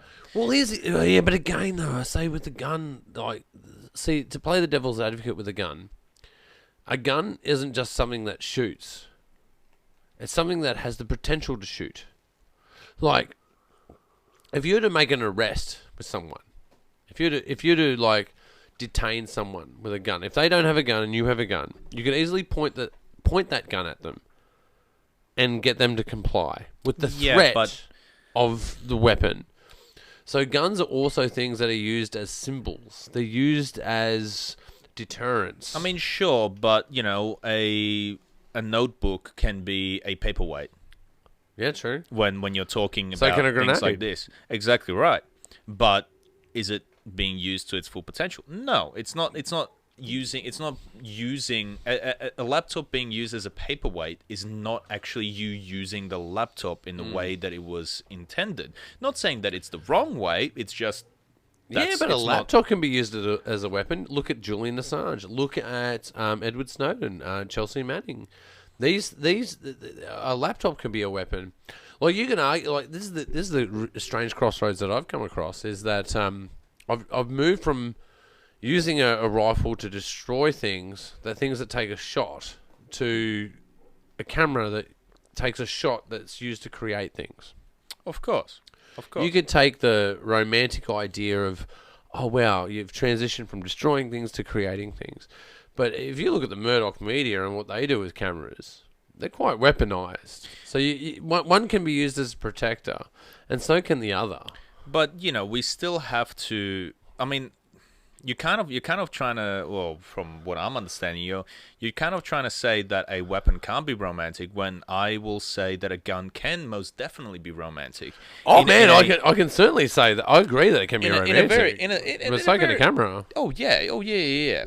But I'm trying to talk about something a little bit more perverse, like a gun, which a lot of people see as a tool for killing. But, that's just the design, though. Exactly. That's the design of it. But the thing is, at the end of the day, what's more romantic than a man, woman, doesn't fucking matter. An adult protecting their tribe, whether that tribe is just, a few kids or, kids and a partner, doesn't matter. And it is most definitely romantic in a sadistic kind of way, because, death obviously has to be a part of it, considering the concept. But the gun, like, a beautiful phrase that I remember, I don't know where I heard it from, but it's not guns that kill people. It's people killing people. Totally. There's always a man behind the trigger. Exactly. Well, I know this is going to sound really crass, but crazy, but it's the truth. Like, a gun doesn't have memory. Like, money doesn't have memory. Like, bad money doesn't know that it's bad money. No, that's right. A bad gun doesn't know it's a bad gun. But the irony is that money can tell the truth. Like, if you want to know the truth in a matter, follow the money. Oh, yeah. If you want to know the truth in a murder, follow the gun. Yeah, that's right. And the gun will be linked to money. Guarantee it. Oh yeah, always. The whole purpose of weapons is being to acquire land, acquire resources, acquire freedom. Oh yeah. And I mean that in a real sense. Like, acquire freedom is not as simple as having the right to vote. It's more than that. It's way more than that. I would say it's more of a freedom to be. In any shape the or form. right to pursue happiness. Yes. It's the right to pursue happiness. And that's actually a beautiful thing that you said, because my version of happiness is different to yours. Totally. They might have similarities, but in complete and true fashion, my version of happiness might be your version of subtle hell. Not full hell, but might be subtle. This is where it gets crazy, my friend, is like... there's always an exception to every rule. Oh, that's it. So if you look at Ted Bundy, his resolve to happiness was murder. Yeah. as an encroaching detriment to other humans. Mm. So you can go, well, he's just pursuing happiness, right? No, he's fucking hurting people. Yeah. We've got to kill this motherfucker. That's right. And we all feel that, and that's true, and that should be right. But I think there's always an exception to the rule. So the grey area, I guess that brings in the grey area. Let's back contrast from a serial killer to those that go, reproductive rights. How should one look after those that can't defend themselves? Those that are. What about the end of life? Palliative care. Should we allow people that are have Alzheimer's, that have Parkinson's disease, that they're to their detriment, they're at the end of their life, and they're suffering? Should we ease their pain? Look, to be completely honest, Roscoe, if I am like fucking brain dead, so sorry that it took that long to get it out of my mouth. Sometimes it happens to me, bro. Don't worry about it. It's just sometimes mouth words, right? They're just hard. Lots of words in this circle over here. That's it. But look, man, like if I was dependent on somebody else to wipe my ass, right? Yeah. And I was not happy with that. And that was the end. And there's no recourse out of it. Exactly. And it was the end. And I'm literally just sitting in a fucking room. Yeah, okay, maybe there's this cute nurse taking care of me, but I'm literally sitting in this room waiting to fucking die. I should be allowed to pull the fucking cord and say, hey, that's it, I'm done. End of life rights, you right? know? So we're talking about rights. We're talking about right. rights at end of life. Talking about rights that before you even could be alive. When there's a life, these arguments are going to be prevalent through the final generations of humanity. This is where it gets really crazy, man. This is where I get really crazy on it. Like, we're at the cusp. Like, if you think about this, there's a point where machines are going to be able to replicate the human mind. That's just a given. Oh, yeah. As long as we're going to destroy ourselves in the process, that's a given. Oh, yeah. There's going to be a point where machines become sentient, and we become, like, we are either going to merge with the machine, because a good example, I guess, would be to look at paraplegics, right? Yeah. You give a paraplegic a chip that you put in their brain that they can now control their legs again. But that chip also allows you to do a Google search of anything, anywhere, as you think about it. Look, all honestly, of a sudden you've merged this one thing with the other. Yeah. And life and sentience has changed. And I think that's where it's the interesting part about the universe for me. This is where I said it earlier. Yeah. I'm excited about it. Oh, me too. I'm proud to be a part of this twisted world. Oh, me too. Because this twisted world offers these crazy ideas. But that's the thing, right? I feel like... What is sentience? Because everyone's owned a dog. Everyone's owned a cat. Sentience. That's sentience. What is it? Sentience. What is that's that? It. That's yeah, the but word. what does that matter? Does it matter? Of course. Does it matter? Can you skin a cat alive? Is that okay? No. That's horrible. Of course it's not okay. It's not okay. So, it's sentient in some sort of way. But the thing is, right? I'm not harming anyone else. Look, the thing is... The thing is, right, at the end of the day... It's great, man. You can't let the Ted Bunnies run around, man. But all our conscience, right? All that it really is just energy in this sack. Interesting idea. This meat sack, right? Like when you start looking into how the brain actually works, right? The brain works off energy actually sparking off in your brain in specific patterns. Where do ideas come from? Exactly, right? So we can replicate that now. We can actually create... We can create a brain, and we can recreate the sparking of energy. Oh, dude, they could even record this shit. They've recorded this shit. They've done this with rats, man. Exactly. Where they can go, okay, they put a memory in a rat, and then they record it, and then give it to another rat, and it knows the maze. Exactly. They've done this. But the thing that we can't do... So we can literally create a human, a fully grown human from scratch, right? Bones... muscle tissue, brain. We can literally create everything, and we can make it work, right? Because almost. I would agree with you to the almost. They can print kidneys. They can do that. They've done that. No, the almost that you're talking about. They can make ears on the back of rats that can be, recast onto humans. They've done these things, but brains they haven't done. The almost that you're talking about is they haven't done the brain. Is what I'm trying to sort of get to, which is. We can create all of this, except we can't make it work by itself. We can create all of it, have it hooked up, to a machine like, electrical currents, and we can make it mimic life. But in reality, it is not functioning on its own. Because what the brain does... Well, what they're up to is like, okay, so in the brain you've got, I think it's multiple billions of neurons. Exactly. I think a good way to look at this is walking. Walking is a good way to look at this. Like they try to make a lot of robots walk, because walking is a fucking difficult task. Oh yeah, it's not an easy especially task. on 2 legs. Yeah, but to replicate the program for walking, 4 legs, 2 legs, 2 legs is more difficult, but some of us have 3 legs. yeah, but like flies come out, like flies turn from being a maggot to a fly, and they know how to fucking walk. Yeah. They don't learn how to do it. Like we have to learn how to do it. Like you can't walk out of the womb. You have to learn how to walk, right? So we have to teach these computers and these machines how to walk. Yeah. And I think that's an idea of sentience, because like just that process, and then all of a sudden you've got to go, well now I can walk and catch. I can walk and catch.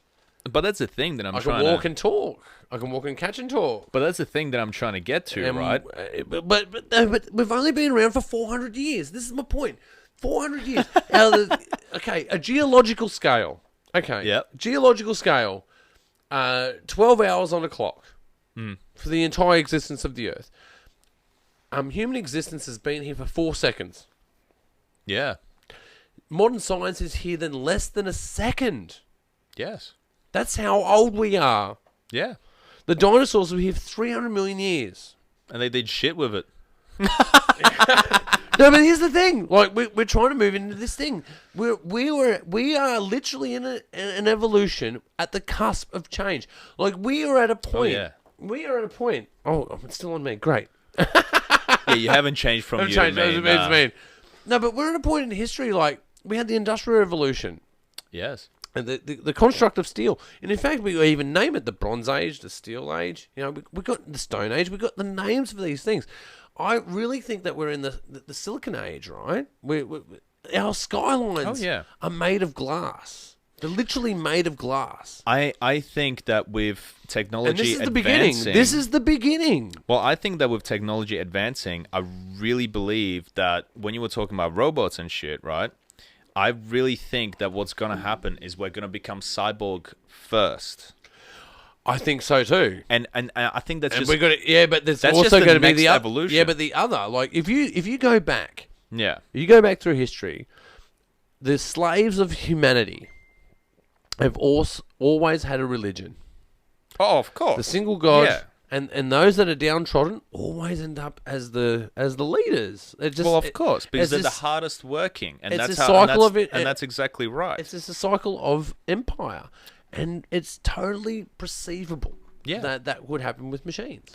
But that's exactly it. You know, I fucked that one up. You fucked that one up. Yeah. No, but that's the thing, man. Right? Like I feel like before we create sentience, that's the one. With machinery, I feel like we're gonna be so far cyborged that what's the difference between man and machine anymore? Yeah, that's interesting. You know? That's interesting, man. Because I think you're right with that. I think that's a decent outlook on that. Because if the idea of accessing Instagram with an image that you just took with this frame with your eyes, you go post that now, and you just think that, right? If you think that with Neuralink, in a Neuralink way, you go, I just want to post this photo of what I just saw. Oh yeah. And if you have these ideas of maybe perhaps a way to say it would be polyrhythmic, a polyrhythmic idea of how I interface with society, of the hive mind and the individual mind. Hive mind, exactly. At what point is that different? At what point is that different from an AI that does the same thing? But that's an interesting idea. But talking about hive mind, you're touching on something fucking a little bit spiritual here. Oh, dude, we're already doing it. We're already doing it, bro. We're already doing it. We're already doing the hive mind. Hold on. Look at Twitter. Look at YouTube. No, look at... Fuck technology. We are doing it right now. Now, fuck technology. What I'm talking about is, have you ever been like sitting somewhere by yourself and you just go, fuck, I gotta call this person out of fucking nowhere, and then you call them and they're in the shit. Yeah. Has that ever happened to you? A lot. So we're talking hive mind. We're already there, man. Yeah, but dude, I'm a go-to. Like, if you're in shit, give me a call. I can probably. You got a copyright issue with your film? I'm a guy to call. You got a sound issue with your film? I'm a guy to call. I'm not talking about somebody contacting you. I'm saying I you're sitting on your ass, you know, you're drinking a beer, you know, and then all of a sudden you're like, oh, fuck, man, I got to give this guy a call out of nowhere. No reason for it. You just get this feeling. Now, this has happened to me plenty of times, right? Yeah. And I would call the person up and they'd be in shit, or maybe they're not in shit right now. Yeah, it's like when you're thinking of someone recently. and you're thinking. I know what you're saying. Like, it's when you're thinking of someone and your phone rings and like it's in your hand and it's them. Exactly. Yeah, so you can look at this coincidence, but I don't believe it to be coincidence. No, there's no such thing as fucking coincidence in this world, man. I don't believe so. I've certainly had. Like, it's like the dice, man. Exactly. It's like the dice. I have these callbacks. To emotions that I've had. These deja vus. And these deja vus aren't always based on visual or audio spectrums. They're based on feelings. It's like, you ever been... right. You ever manifestation. Where you be like, I felt this before? Yeah, dude, all the time, man. and when it's integrated with audio, visual deja vu as well, then it becomes more intense. Or like, smell? Shit, man. Yeah, smell is a big trigger. Smell's a massive trigger. But it's unusual, though, in the human condition. Yeah. It's totally unusual in human condition. Like, I really find this remarkable, is that if you hear a song from your childhood, you don't just hear the music. Excuse me. You don't just hear the music. You see the time that you heard. You see, you smell, you feel. Man, look. What even a smell can go and lead you to a tune, and that tune can then lead you to a vision, and then all of a sudden it becomes incorporated. So this is a little bit ridiculous, right? But when I was growing up... I find something serendipitous about that. I find something peculiar. Beautiful. But look... But it's reoccurring, though. It's not a one-off. This is going to fucking trip you, man. So when I was growing up, showing my age a little bit... You're not older than me, bro. You'll be all right, bro. You're all right, mate. I know. But that's what I mean. You know, now people are going to be like, "Oh, he's just a young fuck, man. He doesn't know what he's talking about." No, but man, I've had you plenty remember of young fucks that know exactly what they're talking about. You remember in Nutrigrain how they used to give away like free CDs of like Age of Empires and shit. Oh wow. You are totally fucking nerding out on me, bro. Yes, I do know about this. Oh, that shit was the fucking bomb, right? Man, I still have the original disc hidden at home. And I've got this paper that's fucking crinkled. And it's got fucking handwritten cheats on it. But look, handwritten cheats, like, you gotta understand, like, no, seriously, you folks. couldn't research this shit, man. You had to ask your friend, and your friend gave you bullshit half the time. They used to have magazines, right? Like, yes. You get the magazine to get the cheat codes for a fucking game, right? A fucking like, think about that in context. You got to go to a news agency to buy a physical fucking item to get the cheat codes to a digital spectrum. Yeah. And like, now, if you said that to someone, I got to go to... Born in the 2000s. Yeah, no, 2022, I'm going to go to the news agency so I can get the cheat codes on fucking Grand Theft Auto 6. You'd be like, what the fuck are you want to do? That's it. But nah, man, as I was saying, right, with the fucking game, man, because obviously, being a massive fucking nerd, I got the remastered version. Yeah, of course. And I haven't played this shit in ages, right? And I booted it up, and I'm fucking playing it. All of a sudden, there was this smell that I could smell. Oh, yeah. I knew that it wasn't in my house because, I mean, man, it's my house. I know what's in there, right? Yeah. I could taste something and I could hear something. And, dude, it's exactly what you were talking about, right? I was playing a game that I used to binge the fuck out of when I was little. Yeah. And it reminded me of all the fucking shit that I would smell and taste and all that while I was playing it, man. Crazy, man. Oh, dude, let me show. I'll pull it up. Okay, so. What, the Age of Empires? No, I won't do the Age of Empires. But I used to play these games that I no one else played because everyone else was doing like Heart of China? yeah, man. I haven't heard Yeah, of that I've one. got images. Oh, what's this? Here we go. Oh, yeah. Okay. Oh, it's taking me to Dude, there. It's Well, fucking me over. what are you doing? What are you Fuck doing? me over. Yeah, mate. Yeah, come on. Oh, we'll do it there. We'll do it there. They'll do it. No, you gotta change the camera. Yeah, no, man. I'll change it Yeah, over. I'll change it over. I'm just making sure you know what you're doing. Yeah, no, look, we got Heart of China, right? So I play the. Hold on, I've really fucked this up. No, pull the mic up to your face, man. Yeah, no, look. These were like interactive movies from the past. Oh, really stuffed this up. You're doing I don't know great. what I've done. Oh, look at that! I've never done that before. That's amazing. That's amazing. Heart of China. Here we go. I had to clap. Oh, look. Look, as I said, these are the movies that were interactive movies that were made Oh yeah. I remember these by games. Sierra. The other one was Zork. The other one was Zork. And Under a Killing Moon. And I used to play these games. And when I played these games, like no one else knew what I was talking about. And there was this other one called Dragon. And it was these interactive movies. And I found too that you weren't allowed to see in Australia because they had strict laws. You weren't allowed to see them because of ratings, right? Because they didn't have R ratings for computer games. Yeah.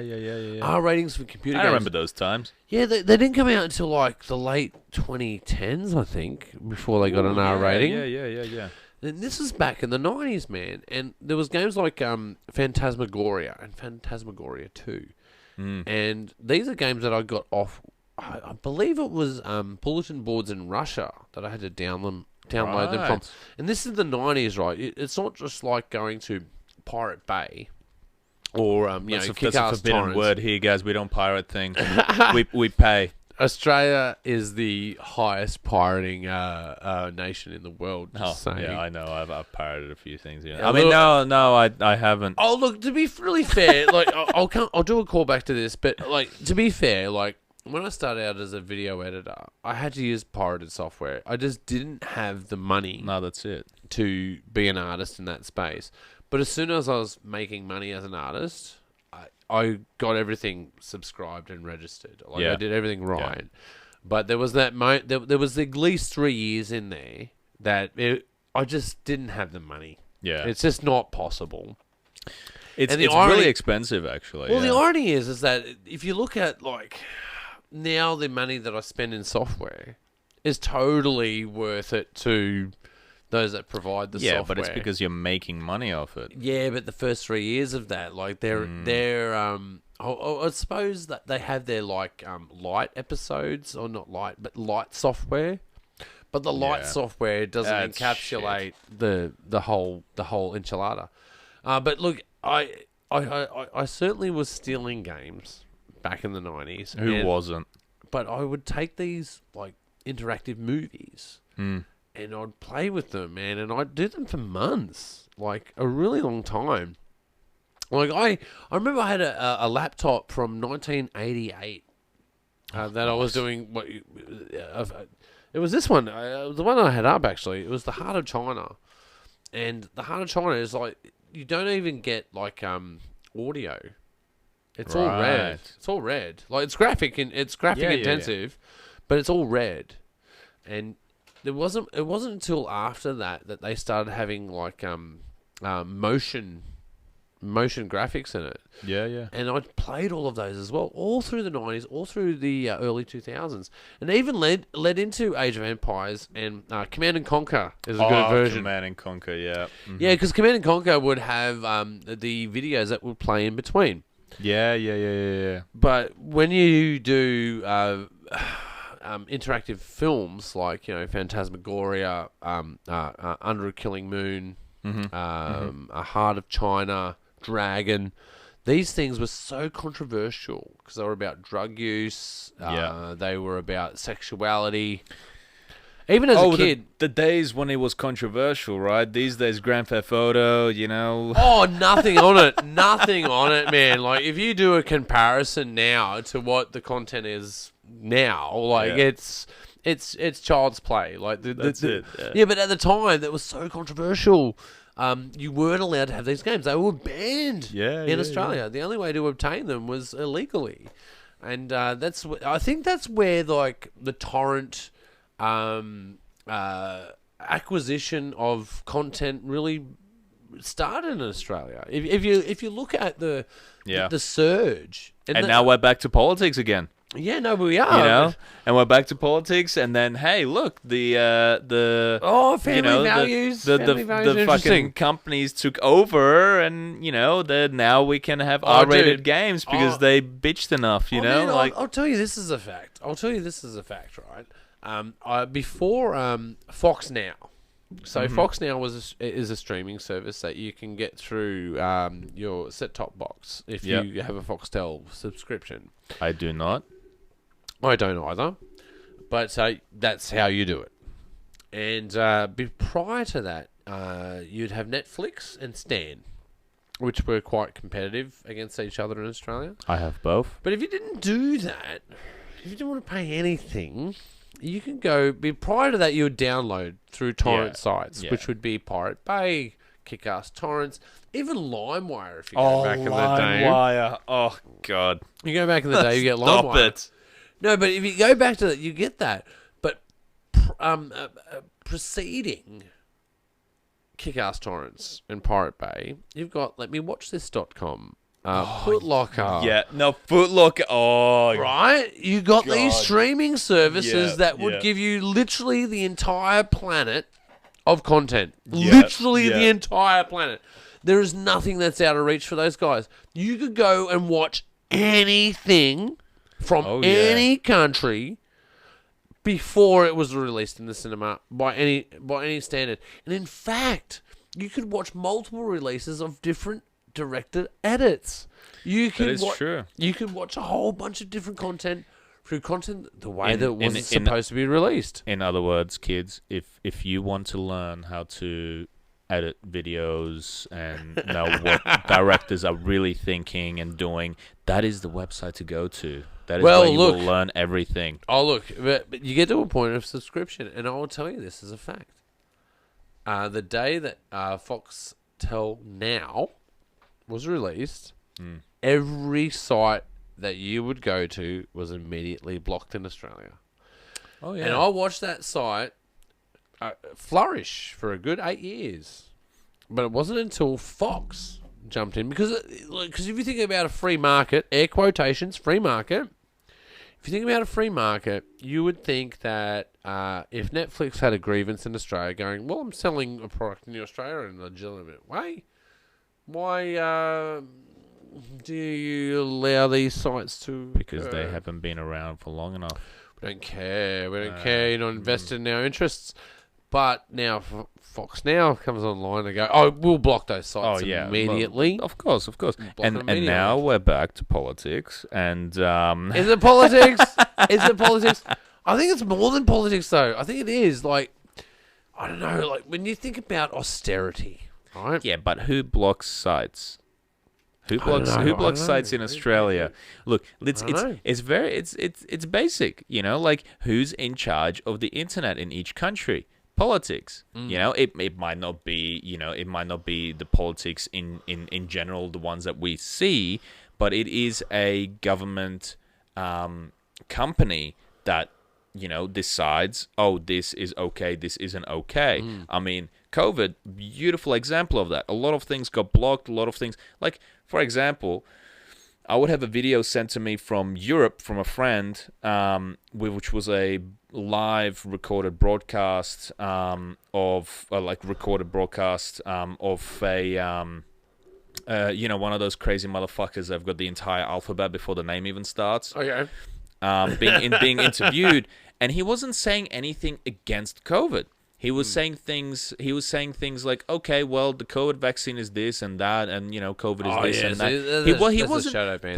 He wasn't for it or against the vaccine or anything like that. He was just literally laying the facts, right? on top of that, he was talking Czech. He was talking completely different language. It was on a Czech website as well.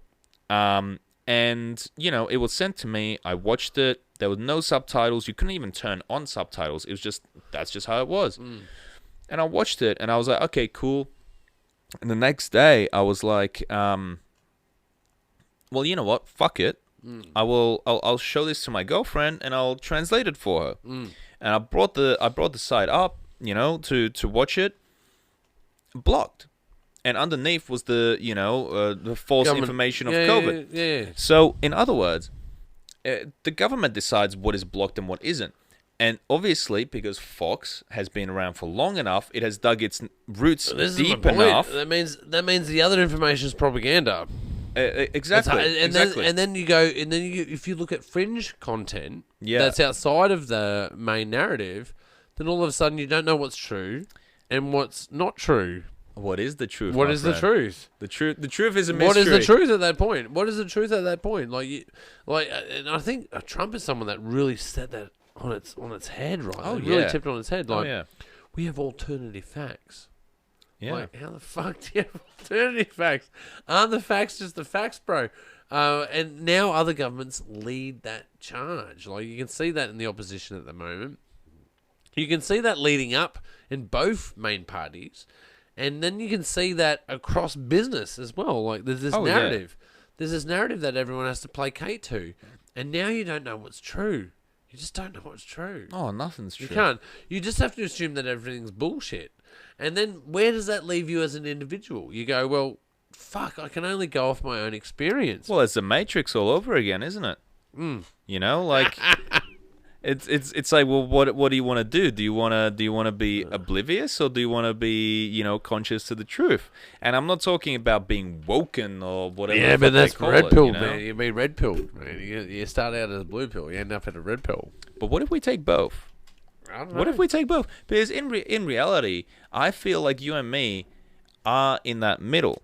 Because we will do what society wants us to do. Yeah, it's totally centrist, right? Yeah. But then behind closed doors, we will be like, well, no, this is all fucking bullshit, And we might even do things that isn't behind closed doors to push what we believe in. Yeah, well, I suppose it comes down to civil things though, because you've got civil ideas of gender politics, reproductive rights, civil rights versus economic progression versus ecological disaster, and that's sure. I think that's where we're at. But I mean, like I said to you before, but again, though, space exploration, searching outer space and inner space is certainly something that we should be looking at. Look, I definitely think that we should, because in reality, if we keep going the path that we're going right now, we are just going to eat ourselves alive. We're going to burn this world from the inside out, and we're just going to get bored. And look, the human race is a beautiful thing, but at the same time, if we don't have a direction, if we don't have a burning desire to achieve something, we're going to get destructive. And look, look at artists, right? Artists will create something, right? And that's very temperamental. Not temperamental. That's temporary. That's the one I was looking for. That's very temporary. And you ask the artist, well, why did you make this? You spent like half a day creating this, for instance, ice sculpture, and it's gonna melt. Why did you make it? It's like, because that's part of the art. The creation and the destruction, they're all part of it. And that is exactly what the human race is like. We need creation and destruction at the same time. They are symbiotic in relationship, the birth and death of ideas. But again, though, I really do believe, because you said earlier, the chicken and the egg, right? Exactly. The chicken and the egg for me is the art precedes the war. It is the idea. Like, we were writing on cave walls before we were defending the entrance to the cave, is my argument. But at the same time, the Great Depression, which was post-war, brought out some of the best artists. Oh, look, I don't know about that. If you look at art post-war, a lot of it is bleak in nature. It really is bleak. And then there's but it's still art. Yeah, I know, but it's bleak. And there's this resurgence of colourful ideas that always happen outside of that.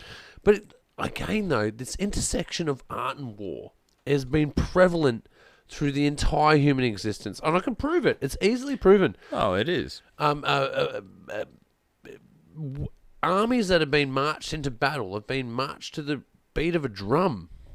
Oh, yeah. I don't mean to stop people, but playing a drum is an artistic art form. Oh, it is. Drill, the idea of formating troops on a battlefield is ballet. Oh, yeah. The idea of camouflaging those people in the strata, the environment, is cubism. Yeah. That's Picasso. The idea of radio hopping and changing the idea of who can control a torpedo as it's launched out of a U-boat. Yeah. Like these ideas were formed from engineering and art. That's what I'm saying. But now you're stepping away from emotions, and you're talking about art and engineering, which I don't disagree with. I think they're coupled. Hand in hand. They're coupled, yeah. But when you're talking about art I and think they are, yeah. emotions, right? If you have an artist that is constantly creating joyful things, right, and he's using a lot of color, he's happy, he's all of it's joyful, and he's creating this beautiful work.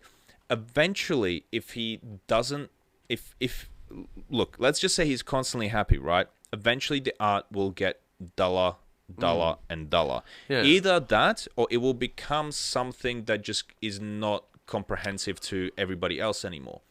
But somebody that has suffered severely in their own version of what severely suffering is, because my version is completely different to yours, because we've suffered differently and dealt with different experience things. is different. Yeah. But if you have suffering and you're creating, like you said, bleak work, torment. But then prerequisite from to torment, the only way you can go is up. Now, it might not be too high. It might not be back up to joy.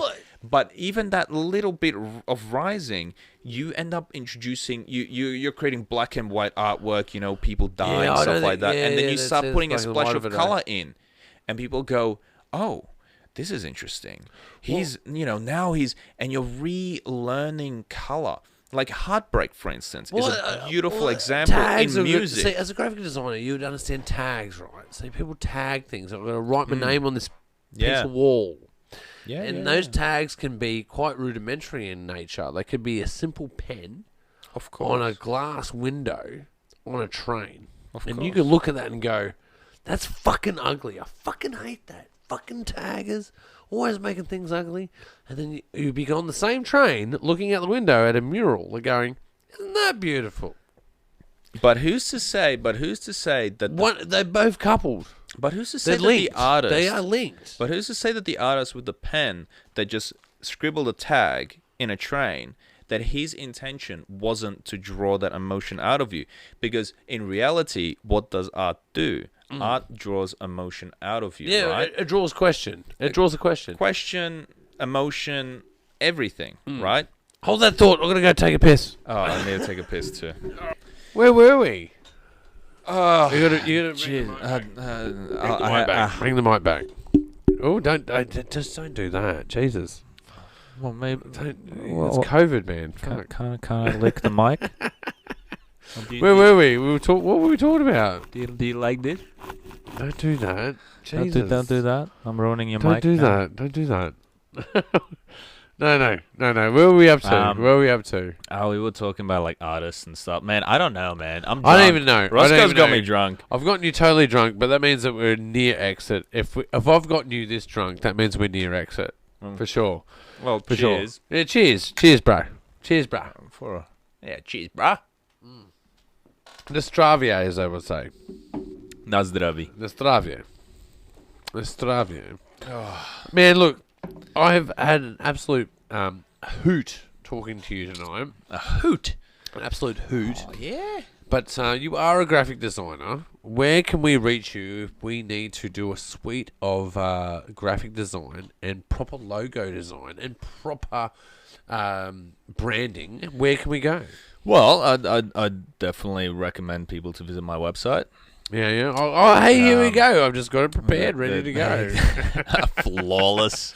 Flawless. So there you go. So that's Mondschein Design, GoDaddySites.com. So here's just a little bit of a preview of sort of the stuff that I do. Oh yeah, that's pretty cool. Oh, I like that one. Oh, thank you. That's nice. So everything that you see has been edited by me, fixed up by me, or some of the photography has been provided to me via friends that are photographers. These are nice designs, bro. Thank you very much. Yeah, you've done a good job here. I love the iceberg one. Oh yes, this iceberg one is great. Like it really fits into what with my life at the moment. Oh, dude, right now I'm going through a little bit. If you scroll down a little bit, I'm right now going through a little bit of a. I remember you showing me this one, the one with the skull. Yeah. Drowning skull. That's great. Yeah, next one's this is Burning Love. I'm currently kind of going through a neon phase. I love neon. Not to say that that's sort of stopping me from sort of creating anything. The plague. But my illustrations is sort of more me just having fun and playing around. I love that. That's great. So, my illustrations aren't, taken into full perfection, but there's a purpose for that too, know. It's just sort of a playground for me, so I can sort of play and enjoy. But yeah, look, definitely. Roscoe, if you need some work. Yeah, man. Well, you know me, man. I have different arrangements with different people to do different things. Roscoe never comes to me because he's got too many people that can do it for him already. I run this competition to do the graphic design for Made in the West, and that's my main graphic output. It's my main graphic output. Everything else, I've already got my logo. Yeah, he doesn't need me. I know, but I totally... when I have a job that's up and I need something, I will totally come to you, man. Like, your work is beautiful. You do a good job. You do a really good job. But where can we find you? So you can find me on Instagram. What is it? So let's say it out. So on Instagram, you can find me at Mondschein, so that's MOND.SCHEIN_design. So you can find me there. There's a link tree to all my information, to my website as well as my Redbubble, where you can buy some of my art on shirts and bags, whatever else. I've had a bit of a Redbubble search through it. They do look pretty cool. Oh, thank you. I have been meaning to add a bit more. And then obviously, once you locate me, email me, let me know what you need, and I'll see if I can help you out. Yeah, man. Well, I think that's a big part of it. Like, just make contact and understand that, time is effort. Oh, of course. Time is effort, bro. Of course. Really is. That's how it is. And it's like, sometimes that's hard to articulate that with clients because they want it for free. Because they go...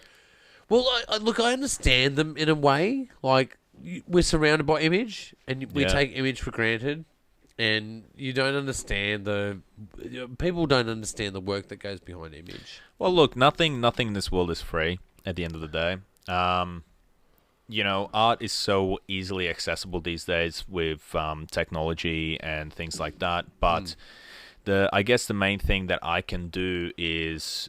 If you come to me with 3 or 4 different images and you say, I want to have a logo that looks like this, I can make something that is genuinely yours, that nobody else has. I guess it's the same thing like with tattoos, like you can find many people with the same tattoo, and people are always out on the hunt to sort of get a tattoo that's more their own, and that's why you go to a tattooist and you tell them, hey, I've got these images, can you make it into one image?